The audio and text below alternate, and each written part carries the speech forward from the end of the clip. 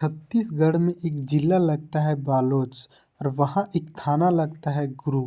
26 मार्च 2019 का दिन था। कुछ मजदूर अपने खेत में काम करने के लिए जाते हैं। वहीं से गंगरोल नहर गुजरता है।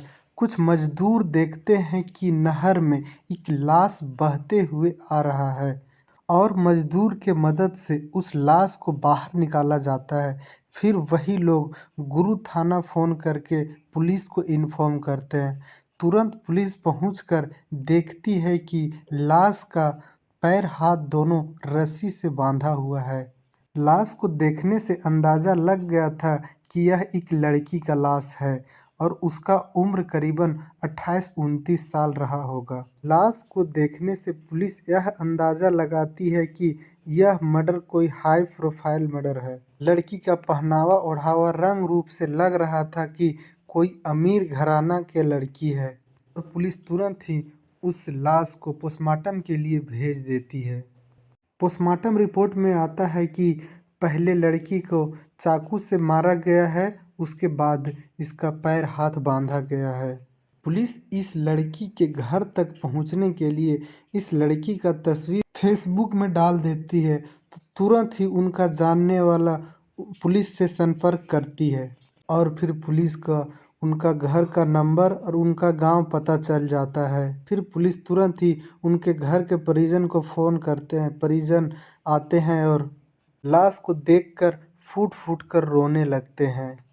पुलिस उन परिजन से पूछते हैं कि लड़की का नाम क्या था, तो लोग बताते हैं कि लड़की का नाम आंचल जादव है और यह धमतरी के रहने वाली है। पुलिस इस लड़की के बारे में और जानना चाहती है तो उनका भाई था, वो बताता है कि आंचल जादव सोशल मीडिया पर बहुत ज़्यादा एक्टिव रहती थी। फेसबुक पर, टिकटॉक पर बहुत ज़्यादा एक्टिव रहती थी। पुलिस इसके बारे में पूछती है उसके भाई से कि इसका शुरुआत से पूरा स्टोरी बताइए। तो उसका भाई बताता है कि 12th पास करने के बाद ये बीकॉम करने लगी और बीकॉम करने के दौरान कुछ काम भी कर रही थी। बीकॉम के तैयारी रायपुर में रह के कर रही थी, वहीं बजाज फाइनेंसर में थोड़ा बहुत काम भी करती। उसके बाद रिलायंस ज्वाइन की और उसमें भी काम कर रही थी। जब इसके बारे में सोशल मीडिया पर पुलिस देखती है तो इसका एक्टिव फॉलोअर बहुत ज़्यादा था। वहाँ के स्थानीय लोग का दबाव था पुलिस पर। हाई प्रोफाइल मामला कहकर पुलिस जांच में जुट जाती है और तेज़ी से काम करने लगती है। तो पुलिस देखती है कि फेसबुक में करीबन 19,000 एक्टिव फॉलोअर थे और इंस्टाग्राम पर 28,000 फॉलोअर थे। स्थानीय लोगों से पता चलता है कि लड़की का संपर्क बहुत ऊंचा लोग से था और यह बहुत ज़्यादा एक्टिव रहती थी सोशल मीडिया पर। रील वगैरह भी बहुत ज़्यादा बना के डालती थी। फिर पुलिस इसका कमरे का जांच करने के लिए उसका घर पहुंच जाती है। आंचल जादव के घर पहुंचती है।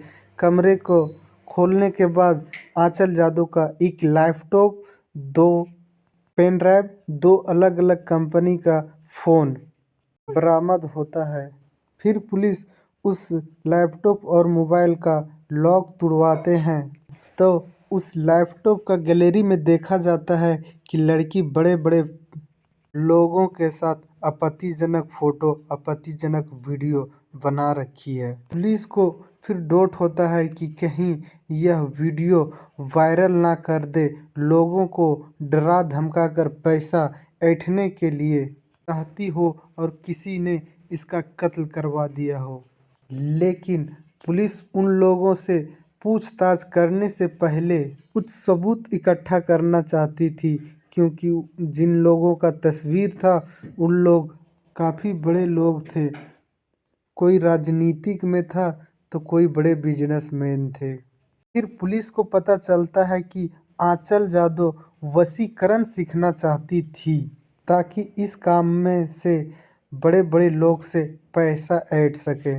और कुछ लोगों से पता चला कि कई तांत्रिकों को 25 लाख रुपया दे रखी थी और वशीकरण सीखने के लिए कभी कलकत्ता, कभी दिल्ली, कभी कहीं कहीं और जाती रहती। इन तांत्रिकों से भी पुलिस बात करती है लेकिन कुछ हाथ नहीं आता। पुलिस इस मामले को दबा नहीं सकती थी क्योंकि मामला हाई प्रोफाइल था। आंचल यादव लगातार सोशल मीडिया पर एक्टिव रहती थी तो उनका फॉलोअर जानना चाहते थे कि आंचल यादव को किसने कत्ल किया। और इस दबाव में आकर पुलिस लगातार काम करते रहती है, छानबीन करते रहती है। पता चलता है कि आंचल यादव का पिता का मृत्यु हो गया है और आंचल यादव बेहद ही गरीब परिवार से थी, लेकिन यह सोशल मीडिया के माध्यम से अच्छा अर्न करने लगी थी और अपने बलबूते पर बहुत कुछ कर ली थी। बहुत बड़े बड़े लोग के साथ इसका उठना बैठना होता था। लेकिन एक कारण और था। आंचल यादव का पिता मरते समय अपना सारा संपत्ति आंचल यादव के नाम कर देती है। जब पुलिस को पता चलता है कि सारा प्रॉपर्टी आंचल यादव का नाम है, तब पुलिस को शक होता है इसका भाई पर कि सिद्धार्थ का नाम प्रॉपर्टी ना होने के कारण कहीं सिद्धार्थ ने ही तो आंचल यादव का कत्ल नहीं कर दिया। फिर सिद्धार्थ यादव और सिद्धार्थ यादव का माँ को उठाकर पुलिस स्टेशन लेके आती है। पहले पुलिस सिद्धार्थ यादव से पूछताछ करने लगती है तो शुरुआत में सिद्धार्थ यादव इधर उधर के बात बताने लगता है और थोड़ा बहुत लड़खड़ाने लगता है। पुलिस जब सख्ती से पेश आती है तो सिद्धार्थ यादव टूट जाता है और एक कहानी बताता है कि मेरा बहन जो आंचल यादव थी वह सोशल मीडिया पर आपत्तिजनक फ़ोटो डाला करती। कई बड़े बड़े लोग के साथ ऐसा ऐसा फ़ोटो डाला करती कि गांव मोहल्ले में हम लोग का नाम बदनाम करके रख दी थी। लोग हमें कई कई तरह के ताने देते। हमारा रिश्ता आया हुआ जानता है कि यह आंचल यादव का भाई है, वह रिश्ता हमको ठुकरा देता है। बोलता है कि जब बहन ही ऐसा है तो भाई कैसा होगा। इस बात को सिद्धार्थ आंचल यादव को बहुत समझाने की कोशिश करता, लेकिन आंचल यादव अपना बात पे अड़ी रहती।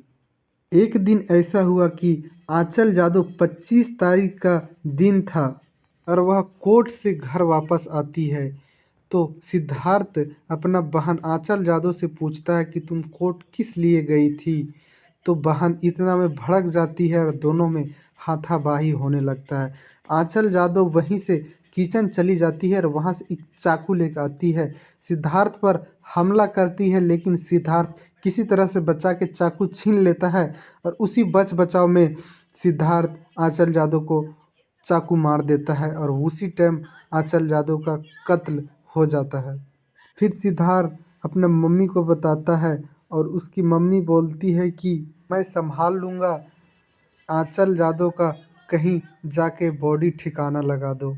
सिद्धार्थ पॉलीथीन में लाश को डालकर गाड़ी के डिक्की में डालता है और सीसीटीवी कैमरा से बचते हुए गंगरेल नहर में ले जाकर डाल देता है। लेकिन उसका बदकिस्मती यह था कि गाड़ी में कुछ खून का छींटा गिर जाता है। उसी से पुलिस को शक होता है कि आंचल यादव का लाश इसमें लेके जाया गया था। फिर सिद्धार्थ यादव और उनकी मां पर कोर्ट से सुनवाई होता है और सिद्धार्थ यादव को ताउम्र उम्र कैद का सज़ा दिया जाता है और उनकी मां को 3 साल को सज़ा दिया जाता है।